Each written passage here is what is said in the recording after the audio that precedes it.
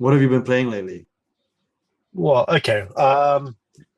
Finally finished the Clank Legacy, Hmm. uh, number two. I'm not going to give any spoilers away. Played the 12, played 12, played 12 games. It was fun. There were certain gripes I had. There's certain things I'm not happy about, Hmm.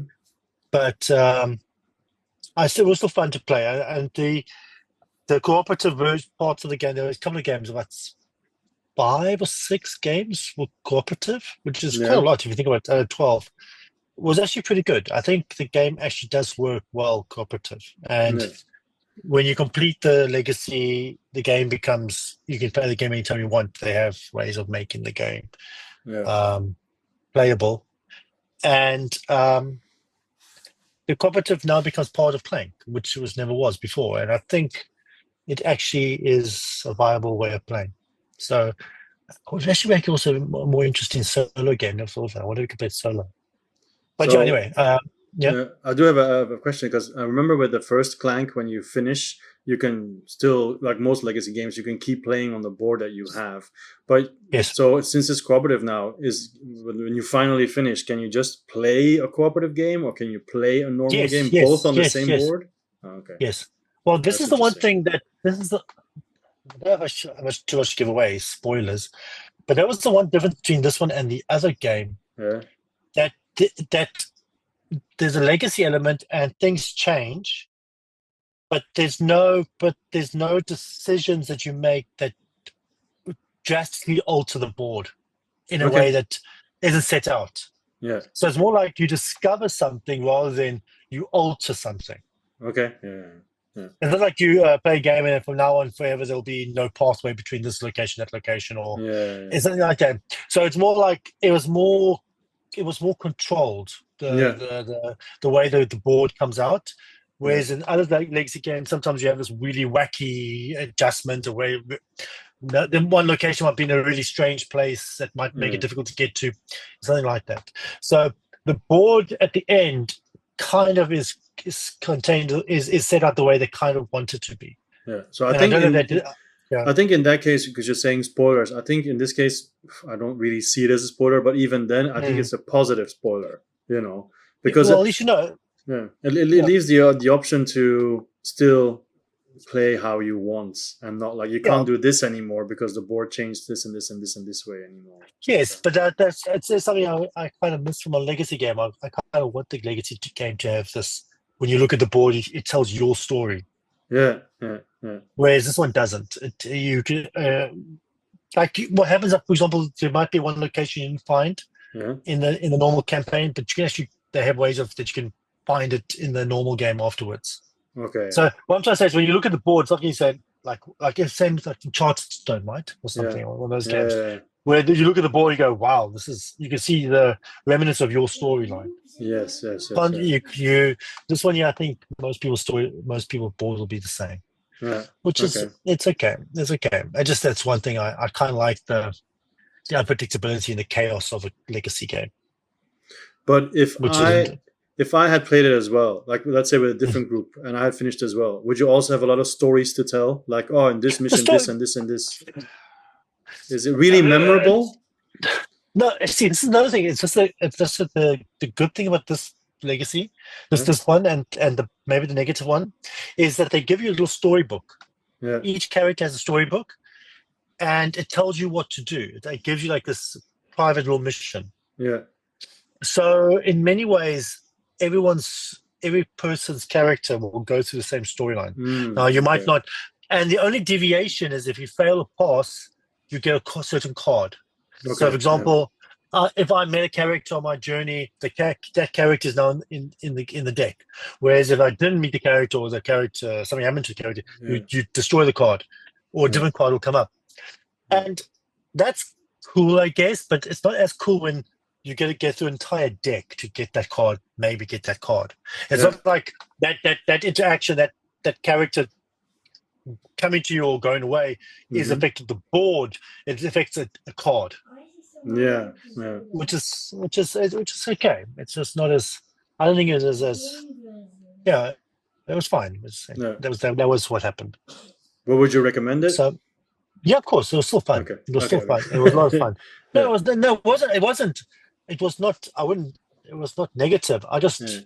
wish it was a little more chaotic. I like the chaoticness of Legacy sometimes. I'm really eager to play it, but I haven't played the first one yet either. So, you know, Yeah, the first one's really good too. They're both good. Yeah. They're both good. So Like I said, like yeah. it's not like sometimes you'll have like there's no path, like the path's been burnt down. It's not like that. Like there's no path between these two locations. Oh, it's because you made that dumb decision at one time. It's something like that. Yeah. Okay. You know? Yeah. But yeah. I mean, also to just to The frame. choices you make do not echo in eternity. Okay. The just choices to. you make do not echo in eternity. Who said that? Who said that? Who said that? Was that an evangelist Gladiator. quote? Oh, okay, our Gladiator. Okay. That's Gladiator. It's been like 20 years since I've seen that movie, so yeah. Anyway. So yeah, the reason why I wanted to frame it a little bit is because I own both of them and I haven't played them, so I also don't want to hear spoilers. So that's why I think I don't feel like it's a spoiler. So yeah. No. Okay. It's just, people get pedantic and little. Well, if you want to get upset, annoyed. You'll get upset. I know. All right, so I come to a point now where I have to tell my students spoiler alerts for Hamlet. Spoiler alert: Hamlet dies in the end. Oh no! Yeah. Angry parents calling the school. How dare you! You only recently got the book. Yeah. Anyway, so yeah, what have you been playing? Well, I have another game. I'll speak about it later. Okay, so I'll do one, then you, and then I'll do another because I've got two as well. I played Santorini, the super deluxe version that also has the solo part, solo co-op. Yeah, the Riddle of the Sphinx. And I've played only one session with another person, and we played like 3 games in a row. And I like it and I don't like it. But the reason why I don't like it is all up to me, actually. Because, in Santorini, when you play, you control 2 builders, the other person controls 2 builders, and you're trying to get to level 3 as fast as possible, and then you win. But here it's co-op. So basically what you have to do is you have got an outline that show you, okay, you have to build this. And this area is empty. So you are going to start with a couple of blocks. And then there's a bunch of gods. In the beginning, they're the basic ones. There's a huge deck of gods that you can unlock, of course. You can use, on your turn, you either place a building or you recruit a god that comes with a power and a building. But you can only place a building when you use the god's power. So if you place a building and you don't use the god's power, it just goes away. So you want to try to make sure you can combine them both. So the reason why I like it is because it's really cool. It makes you think. You have to pick up all these coins, and if you pick up the coins, you complete the mission. And if you do some extra stuff, it's like extra difficulty, whatever, and so on. And you unlock stuff as you go along. But the reason why I like it and don't like it is I am super afraid always from being like dominant in co-op games. So I sit back too much. I'm always the person who says, so what do you think? And then, okay, let's do this. Instead of saying like, no, I'm too afraid of being too aggressive and no, we should do. Yeah. Sometimes I think like we should obviously do this. And then somebody, not in this case though. I don't think this person's listening or watching anyway, but not in this case, it was never the case. But I'm afraid sometimes I do have it in these games. And I think we should really do this, but I don't want to push because it might affect the experience and everything. So that's purely my thing. Okay. But this is really like you are both looking at all the pieces. Like there's no secret knowledge, not something that you have and nobody else has. Because even your workers, they work exactly the same way. You just put them on the board. There's 4 starting positions and you decide where to put yours and the other person. And of course you talk about it. You don't have your own powers? Personally, no. You're just, but maybe. Don't you think as your game goes on, you'll start getting powers? That's possible. I mean, just thinking about it, I don't think you have your personal powers because you have these gods, right? But then the gods that are in the game, they will have the reason how you can manipulate the game is you have your deck of gods. So when you take that god and that power, you can use it on your guy. So suddenly you can move a lot faster. You can jump over people and so on. So basically, you're constantly asymmetric with the cards you take. But of course, Okay. you have to collect your pool of buildings as well by placing buildings, by recruiting these guys that give you buildings and so on. And Okay. we passed every scenario, but not at the highest level for sure. So if we want to have the highest level, we have to go back. And also, I like the way that you unlock new cards because it's like a spider web. Mm-hmm. Typical spider web. I mean, I say typical, but it's like in many RPGs you have that now. You start in the middle, and then you've got Yes, yes, your yes. gods, and then when you win, you get some currency. You can spend it by unlocking gods, but you can see what their abilities are. So you can Okay. think like, okay, this guy can do this. That's actually really nice to what we have already. And if you do this one, then this one unlocks, and then that's also a whole thing that you talk about. But I think this game would also really shine solo, honestly, because it's very nice. I thought about doing it with my daughter, but playing with my daughter, but it's too complicated for a 7-year-old because you really cannot make a lot of mistakes or you're screwed. So you really have to be very careful with it. But the production is amazing. It is super pretty, and looking through this whole deck of gods, there's so much to unlock. And also, you have multiple pages, so you can play with different groups. People can easily jump in, jump out, whatever. So there's a lot of variety, and you can still play the base game with all those gods as well because you've got two Yeah. different decks. One deck is for the solo co-op. One deck is for versus. So yeah, I think it's really cool. And also, those maps I'm talking about is a book. So Yeah. I guess like Gloomhaven, you flip it over, Mm. and there's different.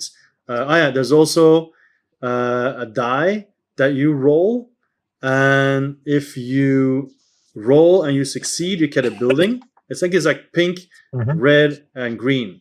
But pink actually has like 2 colors on it or whatever. So if you roll and you get pink and you get that building, and you roll pink again, that would be bad because then you'd kill a worker. So your workers can die. Okay. If 3 workers die, you lose.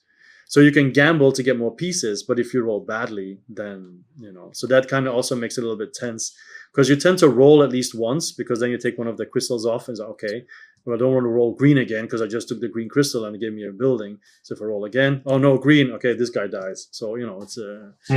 So that's just a Sphinx kind of pushing you, right? And there's also a little story always about why this is happening and a little bit. So yeah, I think it was cool. Yeah, I like it. I think I'll play a solo So campaign someday, but yeah, if you play solo, do you have to play multi-handed? yeah, I think so. Yeah, I Okay. think you can combine all 4. That makes sense. But yeah, like it's typical puzzle, right? Like there's one Well, scenario with bridges, so you want to jump over and jump back constantly to build up, jump back, build again, that's cool. and then sometimes people are in your way. Oh no, crap! Now you're here. I can't get to there, and then stuff like that. But even the versus game technically is a puzzle. It's an abstract puzzle game against each other. Yeah, for sure. Yeah, that's very true. That's what makes the game. That's what makes the game fun. It's a puzzle. It's an abstract game. Yeah. I'm happy It I looks own really it. pretty. I'm happy I own it. I Mm. won't be getting rid of it, and I think it's light, right? It's light, and I would imagine if you play with 4 people, it can be everybody one worker. It can be, it can be special, I think. but yeah, I think for now solo because the person I played with enjoyed it, but it's not like she said afterwards like I want to continue. It's more like this was fun, But so yeah. So yeah, maybe we'll continue in the future, maybe not. But I think solo would be better for I think my solo state of sounds better. mind. For my state I of think mind, solo. definitely. Yeah. And it'll be more like a puzzle game, like you're staring at the puzzle and working out yourself. And Exactly. Yeah. it'll make more sense. Okay, what is your second game that you've been playing? Last night I played Resafa, which is by Vladimir Suchi. Mm-hmm. And it doesn't deny the fact that it is a Euro, because it's not the most exciting looking game in the world, not the most exciting theme in the world, set in somewhere in Syria back in the day, the trade, the Silk Route. It was not trade in the Mediterranean, it's the Silk Route. It's one of those two, right? So it has nothing to do with the Lion King. It's not Musafa. It's no. Okay. No. It was some trading post city that didn't have any water and they had to build canals or something. Okay. But Vladimir Suchi is one of my favorite designers. He's one of my top 3s, and so I usually always like to get his games and play all his games. So, and I really like the game. I do like the game. It's just a typical crunchy Euro, in which it comes to, like most good Euros, it comes down to one basic mechanic that's fun. And that's what happens is that on your turn, You draw 3 cards into your hand. You have a deck of cards, or 6 cards, and you on your turn. You can play 3. You can play 1 card. You play 3 cards in 1 turn, and then you pick up. And every time you play a card, you pick up another card. And the whole idea is that when you put the card, you have multi-use. The cards have 2 halves. You got to choose which side of the card you want to play to get the main action. And then there's also a color bar on top of the action, which gives you another action, a different action. So you get the color action and you get the main action. Yeah. That makes sense. So like there's 4 colors. And if you choose the color, when you do the color action, you take a card. There's a bunch of cards on the side. Some cards give you instant effects. Some cards give you benefits, or you can hold on to it. And you can always hold on to your card, but you can never have more than 5 cards in your hand. So you have the 3 cards which you choose your action from, plus potentially 2 cards that you gained for the instant effect. Or you can move up a track.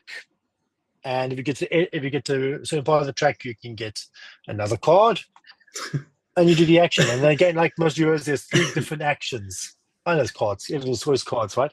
There's 3 different locations. So either you can go trade, move your camel around to trading, or you can work on your land, building gardens or building buildings, or you can work on the aqueduct. Yeah. And that's it. It's a cool Euro. It's nothing super original, but it's just how these mechanisms work together and how you manage your resources and pick and deliver. It's just a fun Euro. Yeah. Even though it's not the most exciting theme or the most exciting looking game, I still enjoyed it. Well, I looked at some pictures, and I think it does look inviting. It doesn't look like, oh my gosh, what is this? But it looks like this looks cool. Like, because it has all the things that you said. You see the tracks, you see the cards on the side and everything. You see the divide in the cards and everything. So it does look intriguing. And he's got a good track record. And it sounds like some stuff you also find in his other games, like, trying to get the double actions and stuff like that, the combination. Yeah. Figuring it out. Yeah, it's a game that I wouldn't mind trying. It looks. Yeah, I think you'll like it. It's not too difficult. So again, it's not what I meant is like it's not like super heavy. It's a lightweight of Euro that we like. Yeah. It's not like but it is tight at times too. Like you kind of say, okay, what am I doing? And once you get the hang of it, you start working your strategy, then the resources start coming, and then things get a little easier. Yeah. So yeah, it's really fun. Yeah, for the people listening, I'm laughing because during the top 100, Evangels also said a couple of times, "You like it? It's not difficult." Thank you for me and my poor brain. So my second game is because it's so simple. No, it's not my second game is Crokinole. Oh, okay. Crokinole, yeah. I just got a message here. Your internet connection is unstable, but it's gone, so it's fine. Crokinole, yeah. So I finally got my board. It took a month before I finally waxed it, and then waxed all the buttons. They call it the discs, and then played it at school with students and so on, and with colleagues. Played it here at a barbecue with friends and everything, and it's just fun. It's just fun. Just. It can look very boring because if you look online on YouTube and you watch games of people who are really good, you just see one guy flick in the middle, 20 points, remove. Next guy flick in the middle, 20 points, remove. Flick. Basically, the game starts being fun once people miss, because then like that, because you've got like 3 circles, right, and then the middle. When you shoot the first time, your disc has to be either in the 20 spot in the total middle, or in the middle, or in the circle in the middle, the smallest one.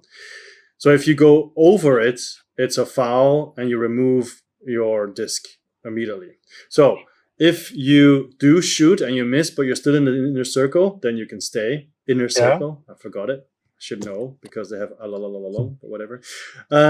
And then the other person shoots. But when the other person shoots and there's already a disc of the opponent in the inner circle or anywhere on the board, you have to hit that disc first. Even if it's all the way on the side, if you don't hit it, it's also once again a foul, and your disc goes away. So it gets really interesting once there's a bunch of discs on the board, because you're still trying to get into the middle because it's 20 points and you remove it. So you're trying to do all these different angles and shooting, or sometimes you're just really aggressive and it's just really kiting it away, like bang, get out of here, and trash talk, stuff like that. Yeah.